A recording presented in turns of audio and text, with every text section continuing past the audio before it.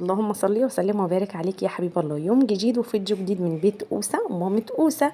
ازيكم عاملين ايه؟ يا رب تكونوا بخير وبأحسن صحة وراحة بال يا رب العالمين. كل سنة وانتم طيبين وعيد أضحى مبارك عليكم.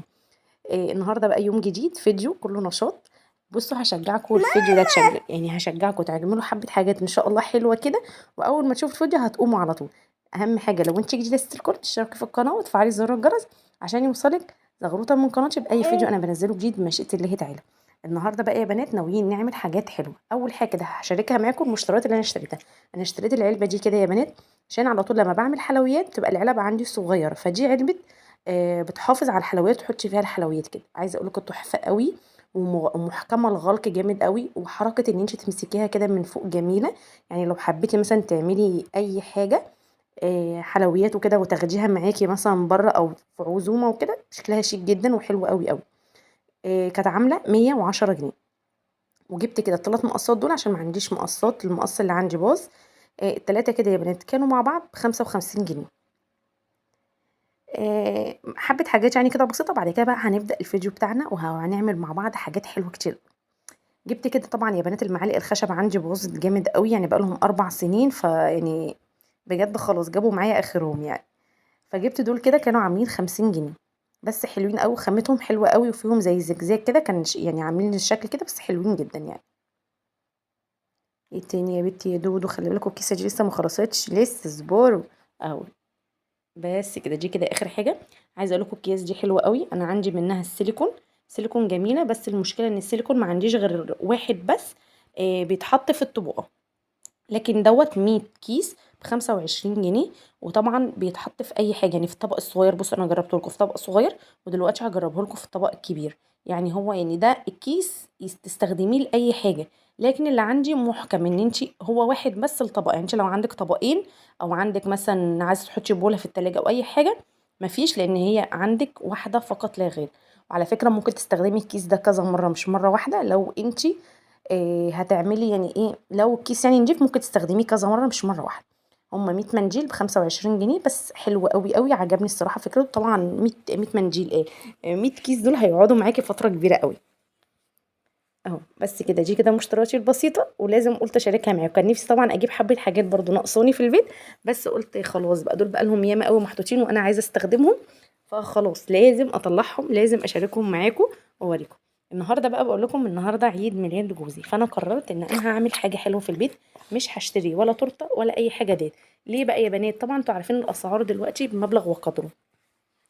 فانا إيه لا، احنا ناس ستات بيوت مدبره وموفره. فانا برضو هعمل له حاجه هو بيحبها. وعلى فكره بايدي ان انا اعمل برضو تورته في البيت، بس انا قلت لا انا هعمل له هو ايه جلاش، حاجات كده يفطر بيها الصبح. هو بيحب اول حاجات دي يفطر بيها قبل ما ينزل يروح الشغل. فهنا بقول لكم انا معايا ايه، سمنه طبعا اساس الجلاش السمنه. ومعايا هنا كاستر دريم. عايزه اقول لكم حلوه قوي قوي قوي. وهي دلوقتي بصوا هقول لكم المقادير بتاعتي كلها كامله متكامله. عايزه اقول لكم طلع تحفه. بجد بجد لازم تجربوها، لازم والله العظيم. طلعت جميله قوي. هنا معايا كوبايتين حليب. كوبايتين ايه يا بنات؟ حليب. اوكي. بعد كده هنحط 4 معالق كبار من الكاستر. 1 2 3 4. ماشي. وهنحط 3 معالق من السكر. يا طبعا يا سكر بودر يا سكر عادي اللي احنا بنستعمله. انا جبت المنظم ده عشان احط فيه المعالق كده عشان ما بهدلش الرخامه. لازم برضو وانتي بتعملي لازم النظافه، مع ان بعد كده هي يعني تفهميش في ايه. هنا بعد كده ادي 1 2 3 سكر عشان انا مش بحب الحاجه محليه قد كده. انا زودت حبه في الاخر مش عارفه ليه يعني، عشان كنت السكر ده ناعم يعني فما بيحليش. بس كده يا بنات اهو.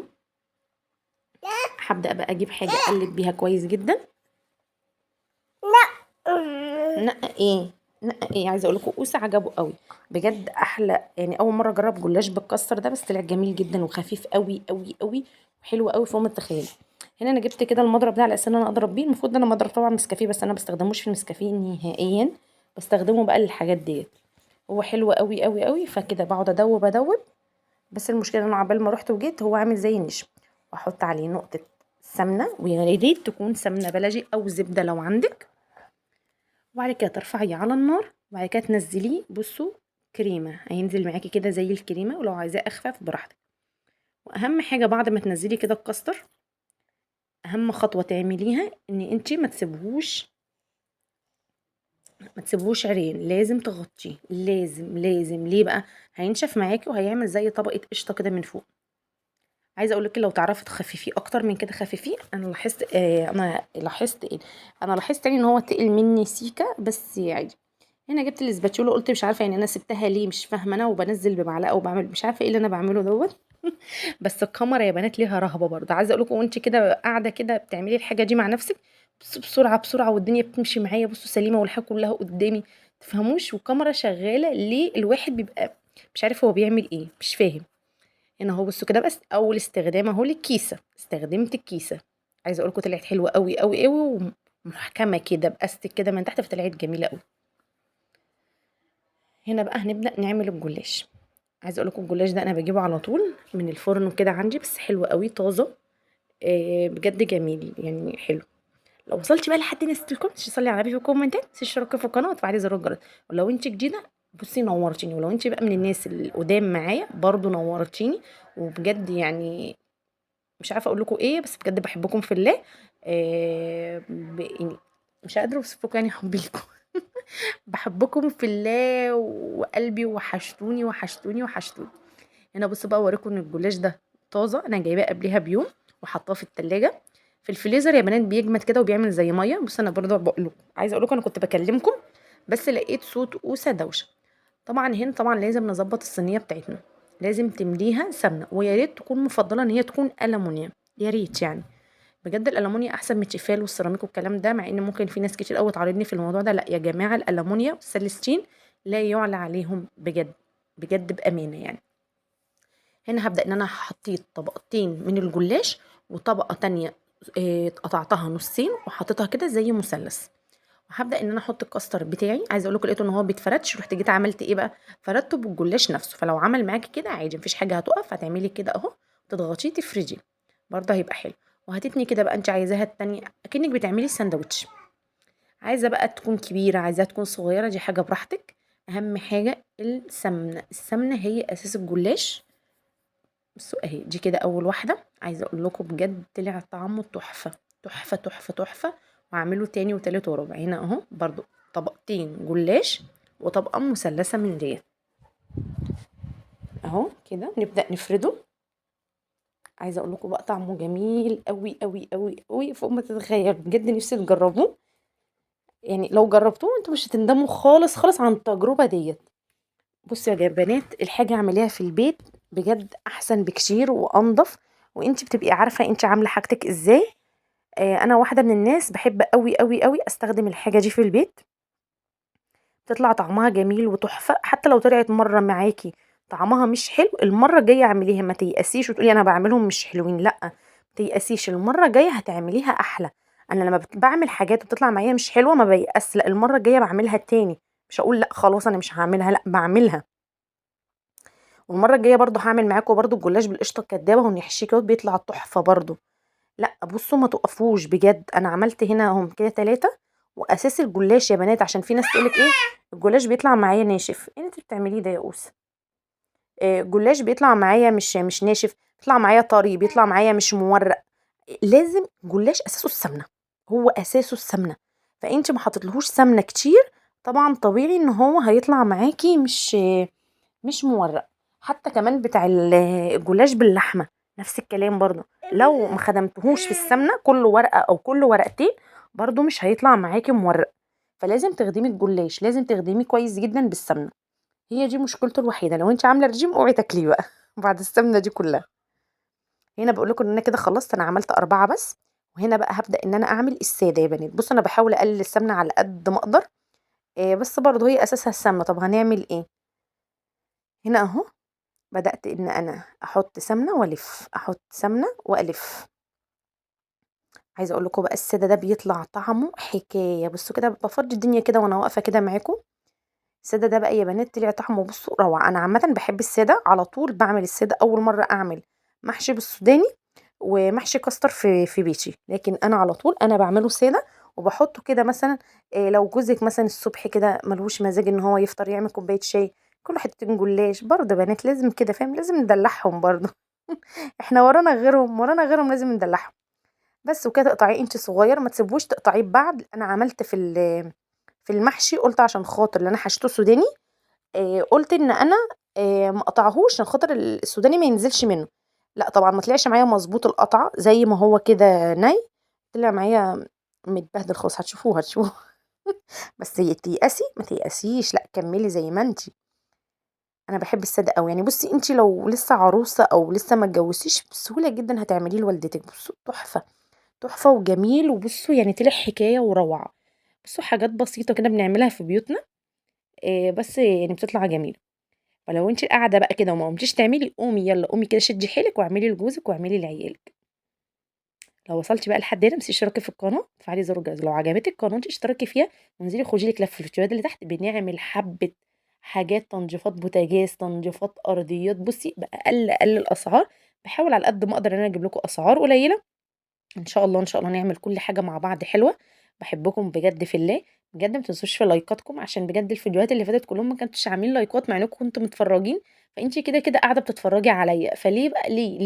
ليه يعني انتي ليه كده ما تدوسيش على الزرار؟ شايفاكي انتي اللي ما بتعمليش انتي لايك، انا شايفاكي.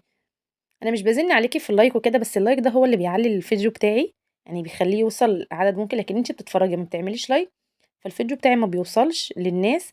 فاعملي لايك، ما تبقيش بخيلة. ده بخل على فكرة، ده بخل ده بخل ده بخل. بس كده اهو، رصيته كله. عايزة اقول لكم بقى طعمه حكاية يا بنات، حكاية. ادي دي كده تاني صينية خلصت معايا. بس طبعا لازم قلتلك لازم السمنة، لازم تحطي كده السمنة على قد ما تقدري، وتسويه برضو على قد ما تقدري. اعمليه صغنون خالص ميني، على قد يعني على قد مرة واحدة، عشان ما يتقطمش معاكي. اصلا مش بيبقى حلو ما انتي قطمتيه وتسيبيه في ايدك، بيبهدل الدنيا، بيبهدل الارض طبعا. واحنا ناس ما بنحبش الارض عندنا تتبهدل، واحنا في الصيف ووارد يجيلنا نمل. مش قادرة اوصف لكم، ان اول مرة في حياتي السنة اللي فاتت والسنة دي الاقي عندي نمل. مش عارفة ليه يا بنات والله العظيم، بس يعني الحمد لله. عايزه اقول لكم انا عندي نمل اصفر ما بيتشافش يا بنات، يعني لو بيبقى على الرخامه وانا مش شايفاه، لازم امسح كده كل يوم عشان خاطر اشوفه. ف مش عارفه اعمل ايه والله العظيم. شغلت صوره النمل وشغلت كذا حاجه، بس يلا الحمد لله. الحمد لله يعني. هنا ده كده يا بنات اللي انا هحشيه سوداني اهو. طبعا ده مش هقطعه لان طبعا انا لو قطعته هيتبهدل مني. اهو كده واحده واحده. طبعا اهم حاجه السمنه يا بنات، اهم حاجه السمنه عشان يطلع معاكي اللفه معاكي من جوه مورقه، ما تبقاش عامله زي العجينه. تتني كده ربع القطعه، يعني انت معاكي دلوقتي واحده جلاش هتتني لحد الربع. وهتحطي كده السوداني، ما تكتريش يعني على قد ايه، يعني شويه كده حلوين برضه يدوكي برضه طعم. انا جوزي بيحب بالسوداني، فطبعا النهارده عيد ميلاده فقلت لا مش هحرمه من حاجه، اعمل له كمان بالسوداني. بس انا عايزه اقول لكم انا هعمل يعني ايه كام ورقايه كده، مش ورقين كتير. بس كده اهو يا بنات، كده كنت خلصت وحطيت الشربات. طبعا هنا كان النور قاطع فكنت بوريكم. وده خرمته، عملته كده زي، بصوا الكبير ده انا ما سقيتهوش بشربات، انا سقيته باللبن. ده ما بيتسقاش يا بنات بالشربات، ده بيتسقى باللبن، بيطلع طعمه حكي. وطبعا الشربات زي ما احنا متعودين، كوبايتين سكر عليهم كوبايتين ميه، عليهم معلقه عسل نحل، عليهم نقطه فانيليا، معلقه سمنه بلدي او سمنه عادي بتفرق جدا يا بنات معاكي، وخصوصا معلقه عسل النحل بيطلع معاكي الشربات تحفه تحفه تحفه. بصوا هنا بقى الكاستر، شايفين المنظر؟ بصوا انا عايزه يعني ايدي ملوحه، عايزه اوريه لكم على قد ما اقدر مش قادره. وطري طريان يا بنات، وبصوا طعمه تحفه، ولا سايب ولا بيسد النفس ولا اي حاجه من ديت. بجد بجد انا ندمت ان انا عملت 4. هنا بقى حطيت عليه صوص الشوكولاته، كان طعمه بقى يا بنات حكايه حكايه. عايزه اقول لكم اصلا ال4 دول خلاص خلصوا، اتنسفوا. اتنسفوا بجد من كتر حلاوته. وجوزي قال لي عليه جميل قوي، ودي اكتر حاجه بسطتني ان هو عجبه. وهعمله له طبعا تاني طبعا عشان خاطر خلاص هم خلصوا. وعايزه اقول لكم ده بقى طلع حكايه محرمش كده يا بنات من جوه. وبصوا مش محلي، انا بصوا يا بنات في الشربات انا ما بحليش الشربات قوي. يعني لو حطيت مثلا كوبايه سكر بحط كوبايه وربع ميه، او كوبايه ونص ميه، عشان مش عايزه الشربات بتاعي يكون محلي، عشان ما يسدش النفس. بس كده طلع حلو قوي قوي قوي. قولي تسلم ايدك يا دودو، ايه الجمال ده اللي محشي سوداني. عايزه اقول لكم انا بوريكم وباكل، بوريكم وباكل. طلع تحفه وجميل، وبالهنا والشفا على اللي كله. وبس والعبوه دي بقى طلعت تحفه يا بنات وحكايه. اهي بصوا، شكلها حلو قوي قوي قوي. بس لازم لما تغطيها تكون الحاجه اللي جوه بردت، عشان خاطر ما تطراش، عشان هي محكمه الغلق جامد قوي. فما تطلع، لو طلعت بخار هتطري الجلاش بتاعنا. واحنا طبعا لازم الجلاش يكون محرمش معانا. فهي بصوا بوريها لكم، بصوا تمسكوها جميله قوي، تطلع كده وتنزل يعني مش ثابته. بصوا تحفه بجد بجد. العلبه دي طلعت جميله ومش خساره فيها ال110. جميله قوي قوي قوي. عايزاكم بقى تقولوا لي رايكم بجد، ما تبخلوش عليا برايكم. لو في اي حاجه انا عملتها غلط قولي لي عليها، ولو انا كده عملت صح وانا شطوره قولي لي برضه يا دودو انتي شطوره. فبس كده يا بنات، هنا بصوا بوريكم قبل وبعد. تاني المقطع ده اتعاد تاني، مش عارفه ايه السبب يعني، بس يلا.